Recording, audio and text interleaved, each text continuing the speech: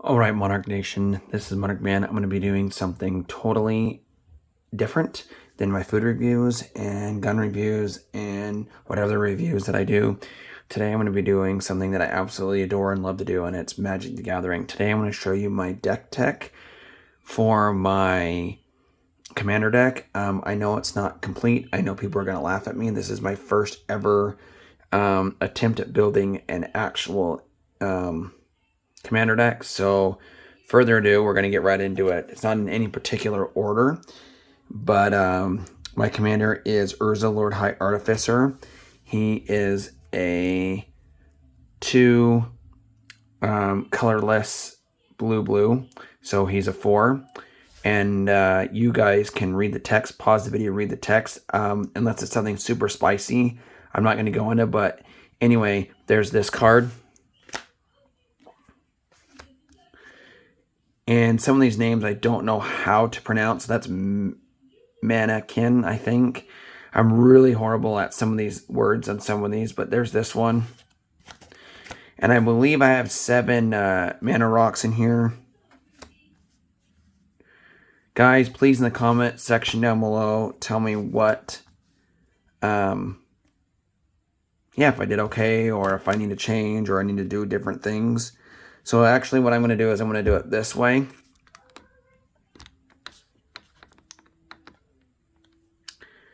So there's this one. There's this one. Yeah, sorry, I don't like those on that way. I'm learning, guys. Bear with me. There's this one.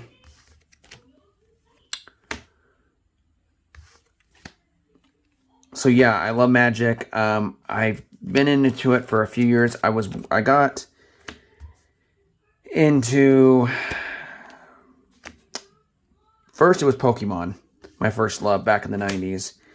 And then after I got all of my cards stolen, you guys are probably going to call me liars in the comment section down below, but I don't care because I know it's true. And with my Pokemon collection, my dad would buy me a booster box of Japanese first editions and English cards first editions for every month for 3 years straight. And I had one of the greatest Pokemon collections in my town of the Ada County, Canyon County area. And what's the word? I took them to my friend's house one night, and they got stolen because I left his house. And I just called him and I said, "Hey, I'll get my stuff back tomorrow." He goes, "Done deal. You can have your cards tomorrow." Supposedly, he got in a fight with his dad. Sold them out the garage sale that next day, which was Saturday. So I lost all my cards. Then I got into Yu-Gi-Oh! And that was my mamma jam. But I was super good at playing original original Yu-Gi-Oh! I won quite a bit of tournaments in my town. I won, and between me and this other kid, we would switch cards off and on. He would come into town from Arizona, and we would do tournaments, and we would win, and it was fun. My parents are going to be like, "No, that never happened. You didn't go do crap like that." But I did. I played tournaments, and yeah, I won. Anyway, the next one is, I did Yu-Gi-Oh! For a while, and then I kind of fell out of it. And then never got back into it really. And then started playing, and then I traded my Yu-Gi-Oh! Cards to a kid I went to church with for a binder of Pokemon cards that were in absolutely horrendous condition. But it was just nostalgia at this point. Then I had those for a while, and they were worth a little junk, crap, and squat, so I gave them to my nephews. They loved it. Time went on, and then but after the Magic incident, after the Yu-Gi-Oh! Incident, I didn't have Magic cards. Yu-Gi-Oh! Or Pokemon cards for like, I want to say almost 17 years. I believe I didn't have cards for. And then one day I started playing Pokemon Go right when it came out, and my little childhood heart bled with joy and tears of joy because they came out. I started collecting Pokemon cards again.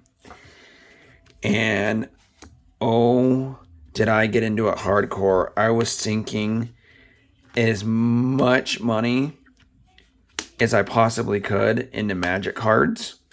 Like absurd amounts of cards and money into I keep saying Magic, sorry, it's my dyslexia brain keeps flopping me. Pokemon cards. I had an crazy amounts of Pokemon cards, which I underneath my feet and underneath my desk as we speak. I've got 50 card lots and team bags, hundreds of them. I sold all my other stuff to a local game company for 50% of the value from TCG Player of my cards. And in the process of doing that, my wife has a cousin. I don't have verbal consent to use his name, so I'm not going to, because we live in a weird world where you have to get that kind of stuff.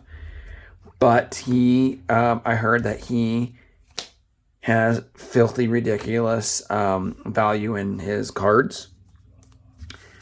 So he got me wanting to get into Magic. So I got into Magic, and I heard about Commander format, and I wanted to build a deck. And so I went through everything, and I thought white was my mamma jamma.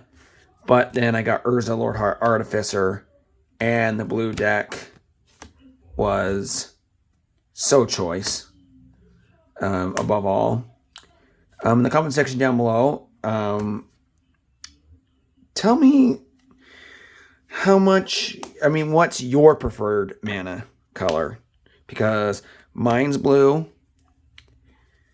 Because blue just allows you to do a little bit of everything. And, I just like blue. Everyone knows this card, Soul Ring. Love it. I pulled this out of a pack in my truck in the parking lot. And, yeah, I peed myself. Mentally, not physically, but and there's that. There's that one. I love the artwork on that one. I mean, come on. There's those.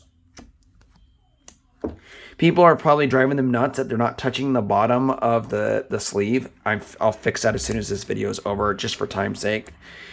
I know we're running a little long, but these are these guys. Oh, so this is a cool combo. Let me see if I can find that card real quick. Okay. Now tell me in the comment section down below if you can, if I can do it this way, and if I can't, please let me know, because I've never actually ever played an actual Magic game, but I would love to play Magic the Gathering. Let me check real quick. This will take 2 seconds. Okay, it's not in that stack. It's got to be in this stack.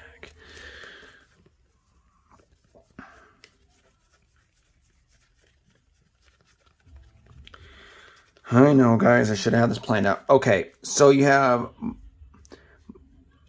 this card right here.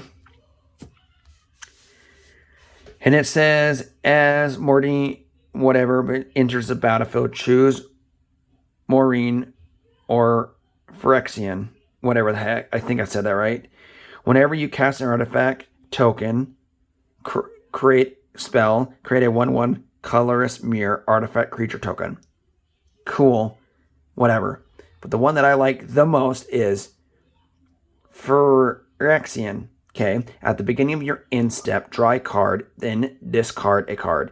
Then if there are 15 or more artifacts in your graveyard, target opponent loses the game. So what I like to do is my deck, as you saw, has a bajillion 29 artifacts in the deck. This is where this bad Mama Jumma comes into play, and I'm going to show you why.